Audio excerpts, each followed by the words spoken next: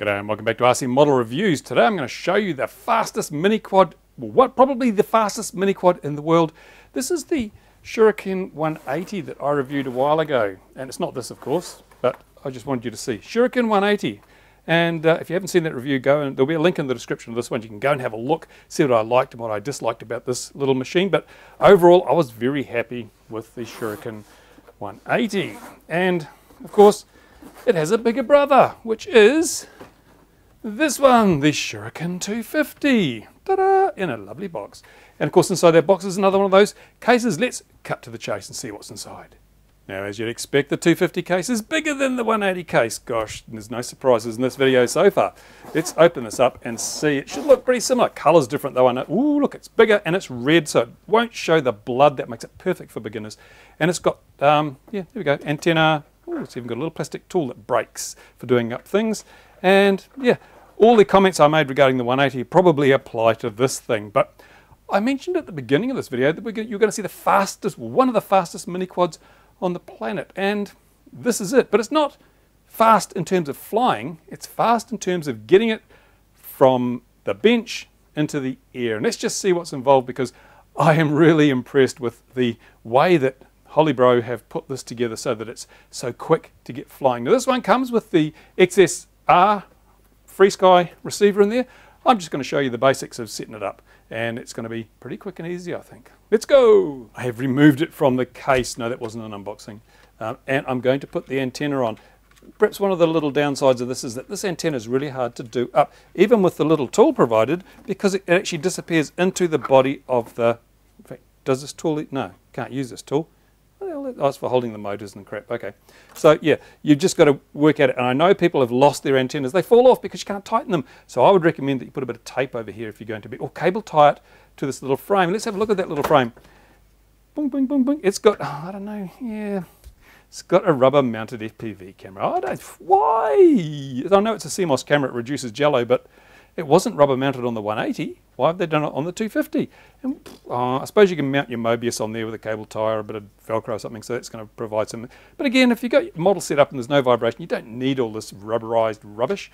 You just want somewhere to mount it. But here we go. Anyway, we'll see how it works. So there you go. Now we've got this little thing on the back, just like the 180. It says, you know, do not power up without removing this and putting your antenna on first, or you will die a horrible and slow death. So we've put our antenna on. We're safe, absolutely safe. And I do have a battery here somewhere. Oh, look at that, bing, battery. So what I'm going to do now is I have my FreeSky transmitter. Ta-da, just turn it on. Thank you, young lady. And as you can tell, this is a really old one because I have not updated the software at all in this particular transmitter. And it's not even a 9 plus, it's just a Tyrannus. No plus on here, see? Missing the plus. Never mind, never mind. Right. So what I'm going to do is I'm going to go into the menu on this. Oops, put it into frame so you can see what I'm doing. I'm going to go down to the next page, and I'm going to go into bind mode. Let's go up here. Bind, enter. And it'll make those beep, beep, beep, beep. There you go. That's the binding noises you get from a Tyrannus.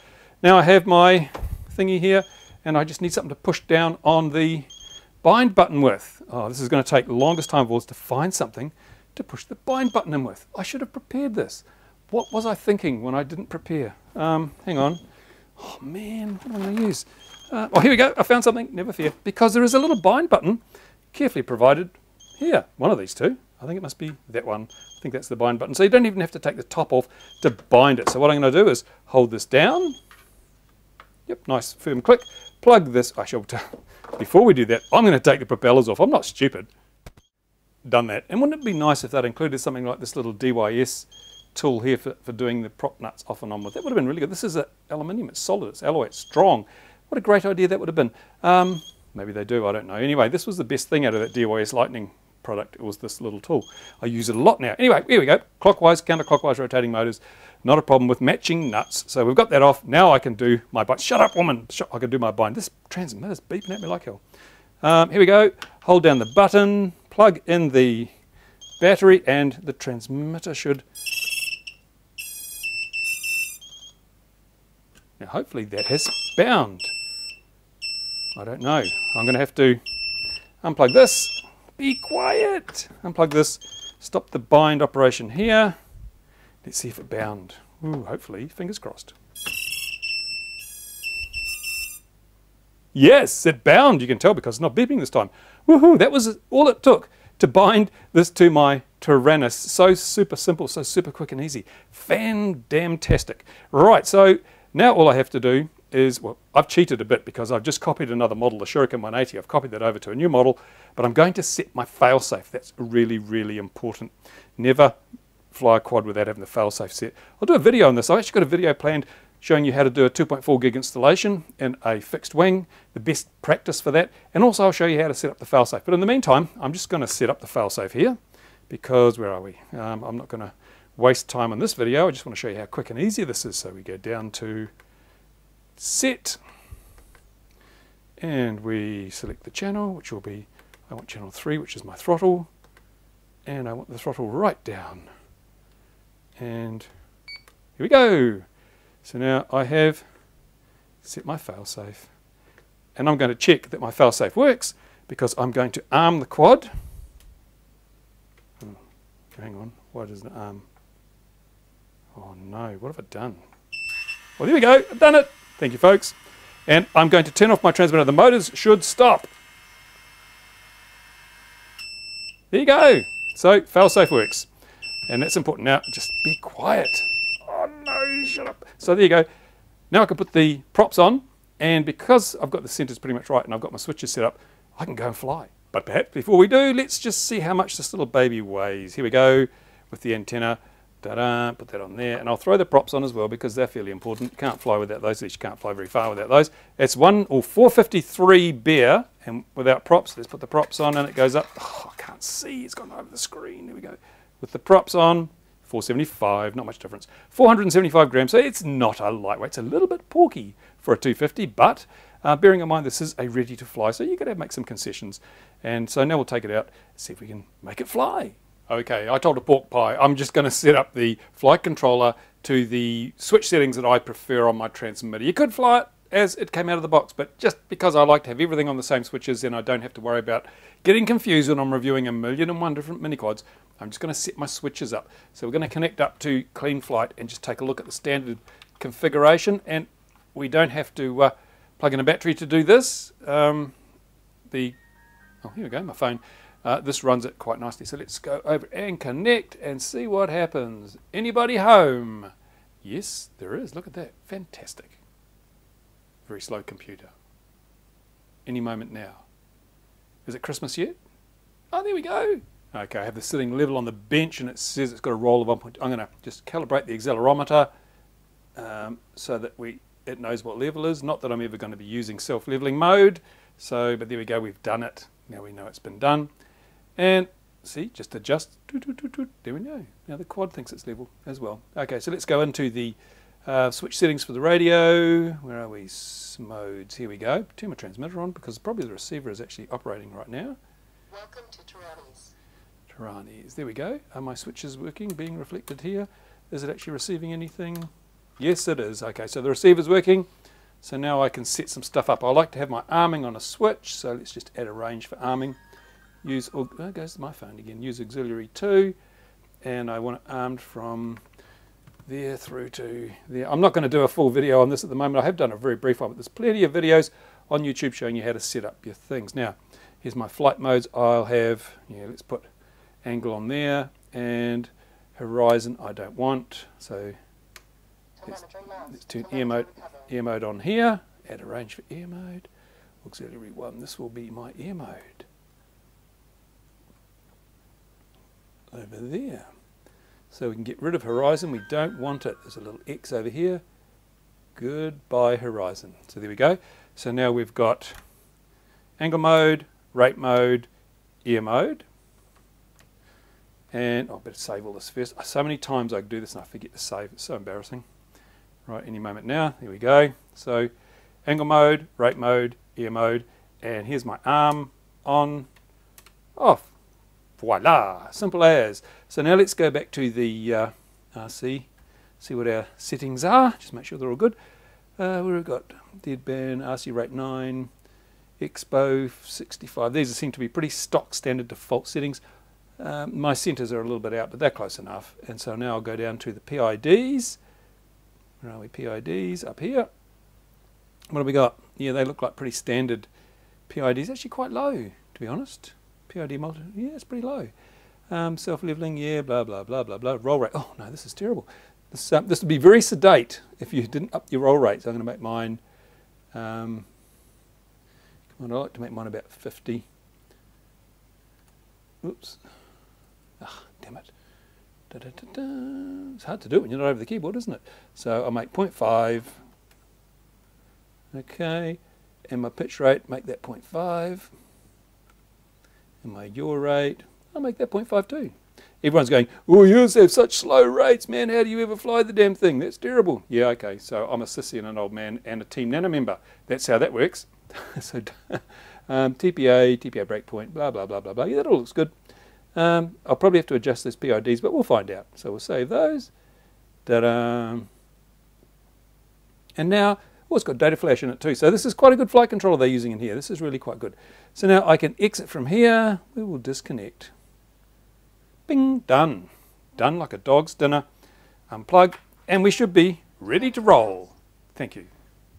Let's take a look at the other stuff that comes in the bag, and you get a warning, ooh, and a note, and all sorts of other stuff.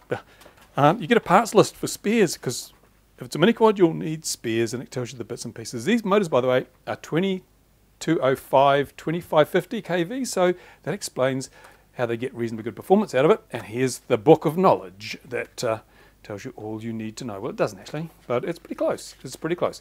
There's the, I'll run this by, there you go. But it tells you some interesting stuff, and it tells you, more importantly, how to change stuff. Look at this, pictures and everything for those who are challenged by the written word. But a couple of things that I didn't see how it told you how to change from PAL to NTSC. So that's something worth considering. But it's got cool things. You can turn the OSD off if you don't want it. Hooray! And how to enter boot mode stuff, how to upgrade your firmware. A lot of this stuff just doesn't get mentioned in the other plug-and-fly quads that you get, or that have come across my bench. So full marks, Holybro. They've made this so easy. Fantastic. It's worth paying. I don't know if it's that much extra, but it's worth paying for that kind of functionality. And yeah, as I said, props, spare set props, and stickers. Oh man, I can't even pick them up. Stickers, look, woo!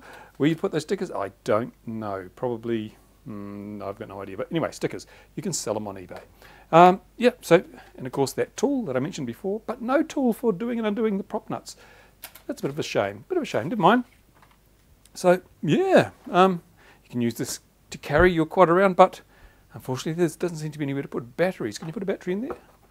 No, maybe you can put a battery in there. That's only a 3-cell. A 4-cell, I don't know whether it would fit. I haven't got one sitting here, so I can't tell you, but yeah, everything that you need, and in a nice little carry case. Yeah, sweet.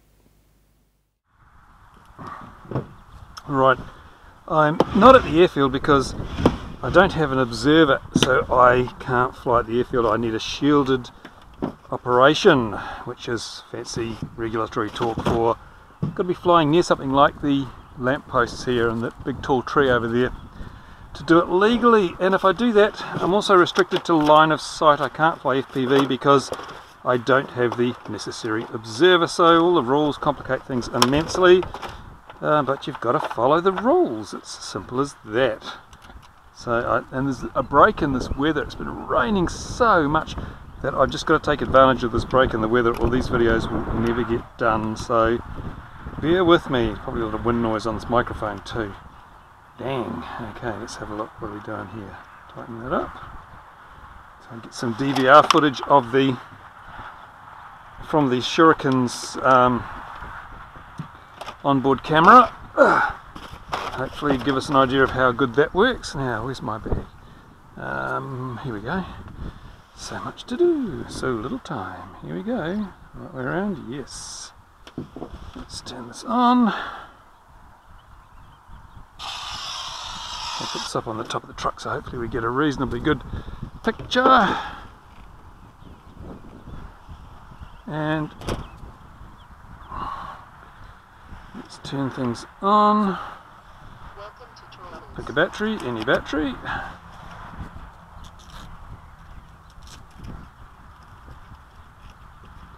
See how we get on here.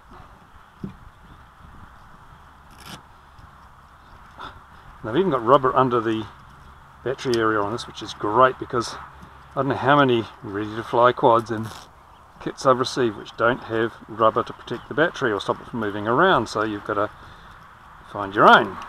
Fortunately in this case it's really well done and don't seem to have that problem. Now put a bit of a twist in here so this doesn't get caught up in the propellers. There we go. Telemetry is lost because we have the transmitter too close. There we go, there's the video. So let's start recording this. Yep, we're recording. Let's do a little bit of line of sight. See how this thing stacks up.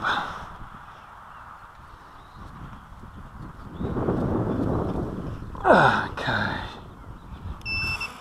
And immediately I noticed that the props idle quite a high RPM.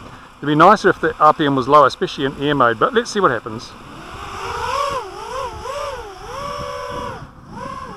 I'm in angle mode and gosh, gotta say the rates are so low. But it does seem to be working. It's not the fastest, I've got to say that, because it is got a lot of frontal area, this thing. So it isn't particularly fast, but I didn't expect it to be quick. It's quick out of the box though, isn't it? Quick to get it in the air, that's the main thing. Woo! I'm flying like crap here, but I can't fly FPV because of what I already said.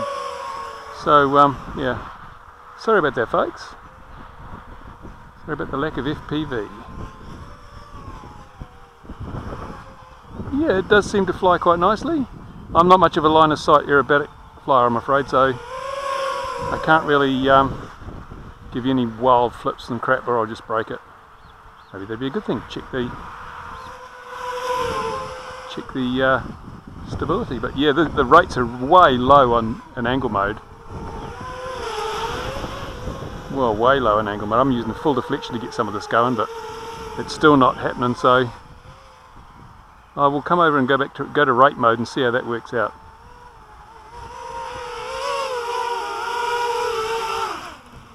Let's go to rate mode. Oh yeah, that's much more responsive now. Yeah, that's much more responsive in rate mode. Acro mode, as some like to say. Right, so I'm not much of a line of sighter in acro mode, so you end up crashing half the time, never mind.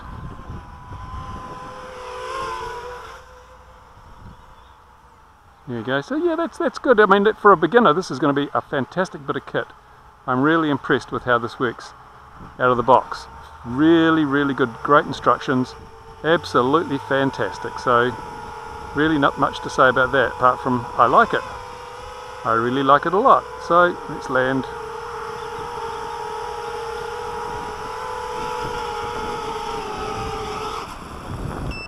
There you go. Fantastic. Really nice bit of kit. Really nice bit of kit for the market it's intended for, which is obviously the beginner. Someone who wants to buy something and fly straight out of the box. No real hassles at all. That was such a quick thing to get going. I love it. I love it. Beautiful.